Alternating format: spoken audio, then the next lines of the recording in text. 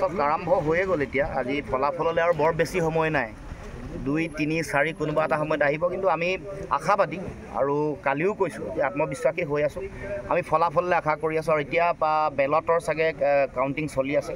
কিছু সময়ৰ ভিতৰত চূড়ান্ত ফলাফলো আহিব গতিকে মই আশাবাদী আমি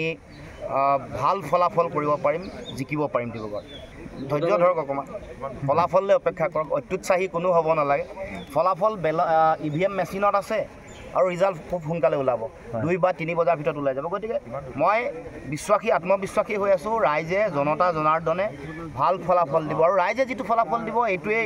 আমাৰ সকলোৰে কাৰণে আমি সকলোৱে গ্ৰহণ কৰিম বহু অভিজ্ঞতা সম্পন্ন ৰাজনৈতিক বিশ্লেষকে যোৰহাটত ছাছপেন্স আছে বুলি কৈছে আপোনাৰ মতে কওকচোন যোৰহাটত ছাছপেন্স মানে কম্পিটিশ্যন চবতে আছে বিশেষকৈ যোৰহাট আৰু ডিব্ৰুগড়তো আছে সকলোৱে এইটো কথা জানে আৰু তাৰ উপৰিও আন কিছুমান চিটতো এবাৰ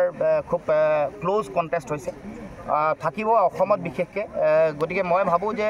ফলাফললৈ বৰ বেছি সময় নাই গতিকে আমি সকলোৱে ধৈৰ্য সহকাৰে